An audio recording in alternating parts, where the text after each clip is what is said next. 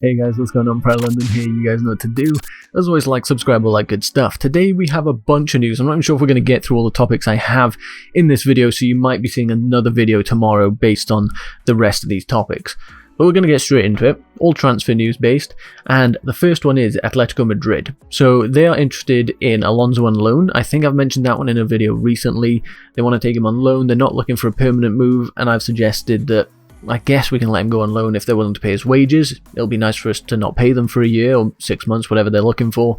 But really, we want a long-term solution, and Alonso probably does too. So him going out permanently is ideal. So this loan may happen, it maybe not.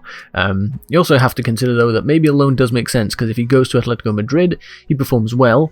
They can then come in and go for a transfer for him, which would be good for both parties, or three parties I suppose, us, Atletico, and Marcos Alonso himself. But Alonso might just want to go there. He might be happy to take that deal. Maybe he'll take a pay cut to sort of, go there, so he can be put in the shop window. He can play on the big stage. They're going to be in the Champions League, all that sort of stuff. So it could be a chance for him to perform there, revitalise his career, and get a big move somewhere else. Because he's getting on. He's probably got one more big move left in his career, and then that's probably him done, or at least dwindling out a little bit. So Atletico Madrid, it could be a good option for him. They are also looking at Olivier Giroud, and they want Olivier Giroud to replace Diego Costa, who of course they've agreed to terminate the contract of. There's been talks of Chelsea going in for Costa. Is he going to be... There's not so much talks as in Chelsea are actually going for him, more so from fans saying, should we go in for him? Should we get this guy? We know he's a goal scoring machine. He's got that sort of fight that we're probably missing in the team a little bit right now. Supposedly there's a clause in there that it can't be to a rival, and given that we're about to play them in the Champions League, I think that probably makes us a rival of theirs. So maybe we wouldn't be able to get him without adding some money on top of there. But I don't think we're going to really go in for Costa anyway. We've got Tammy, we've got Giroud for now, assuming he doesn't leave, and we're looking at bringing in Haaland maybe. So we don't really need to bring in Diego Costa. On the Olivier Giroud front, Lampard wants to keep Giroud, and that's no surprise. He's been a top performer for us. I think over the past year he's scored the most goals for Chelsea and for France. I think that might be over the last 365 days, not necessarily like season wise. Yeah, Giroud has done well. He's still hitting it for France and going crazy like that, and he's doing well for us when he does play, so there's no reason for us to get rid of him. Although Giroud, we know that he's pushing for game time because he wants to be in the Euro squad, which is completely understandable. Frank either needs to start giving him more game time, which we are seeing at the moment. We're seeing Giroud getting played a bit more, so hopefully that satisfies him.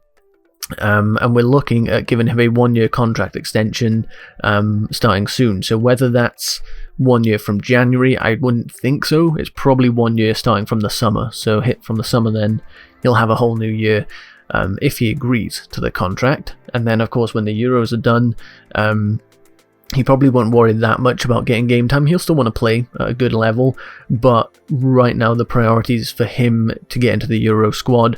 I don't think he'd be dropped because we know that Benzema doesn't really play for France, and he's their next biggest thing in the striker position.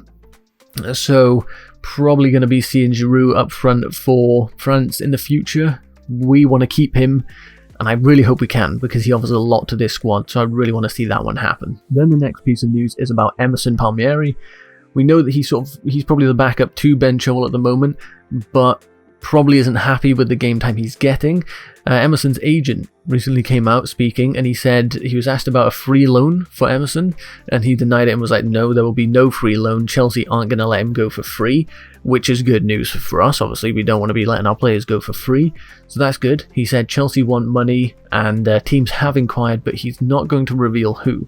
So it's good that there's teams interested in the player. Chelsea obviously want to get a transfer sorted for him more so than just recouping a bit of loan, wages wise. So makes sense. It probably looks like he's leaving in January. We might need to bring in a backup. Obviously, if we're getting rid of Alonso and Emerson, then maybe need a backup or to promote someone from the youth team. I'm fine with that as well. But it is we do just have to remember that Ben Chilwell is not injury prone, but he's got a dodgy ankle, I think it is, his left or right ankle.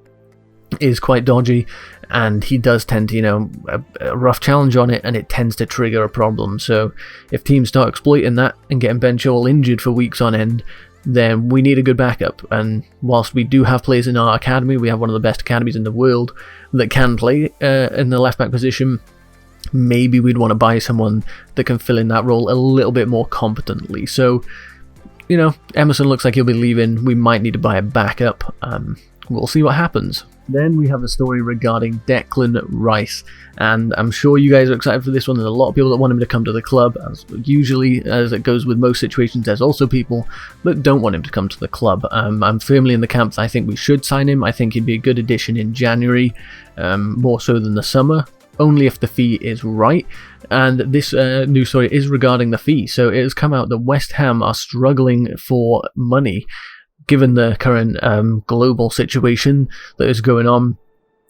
Football has been massively affected. Matchday revenue, you know, clubs aren't getting money from all ticket sales and all that sort of stuff. They've had to refund season tickets, and it's all a bit of a mess. So clubs aren't having as much money as usual.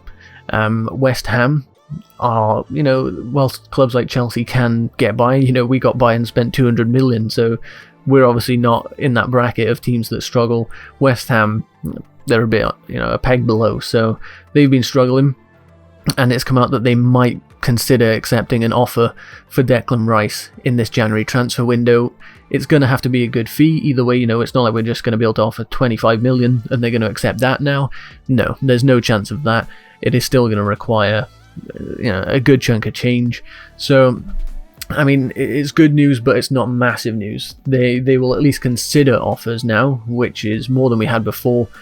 It seemed like Chelsea was still prioritising him, making him the number 1 or number 2 target, but we were going to struggle to get a good fee involved because they were just going to say 70, 80 million, otherwise no. Now they're more so on the bank of saying, well, we'll listen. If you're going to offer, you know, 50, then maybe we can creep it up a little and figure out something in between. I'd expect this transfer to go through if it does for 60 to 70 million, maybe. Would I be opposed to that? If we could wait till the summer and get him cheaper, then I would say don't bother. But I could understand why we would do it. If Kante gets injured, that DM role is a bit of a problem. Although we are keeping Billy Gilmour in, who, you know, isn't Kante level at all. He's a lot more creative than Kante is, but he can play the holding midfielder role, so could do a job there. So I don't know, we might be able to get by without him, but if we're going to be paying the same sort of fee in the summer anyway to go for Declan Rice, then why not get him now? That's sort of the camp that I'm in. So we'll see how it goes. I'm sure the club are pressing on with it. January just around the corner. Happy New Year to you all. Hopefully 2021 can be a better one and we can get some new signings in January and really make this squad one for the next decade or so, because we've got so many young players that we have got a core that can really work. We just need a few players to come back from injury and start hitting some form, and we should be good. So that's going to be the end of this video. I do have 2 more pieces of news, but I'm going to end it there, and I'll save those bits for tomorrow, so make sure you check tomorrow's videos out. I'll catch you on the next one, guys. Thanks for watching. Goodbye.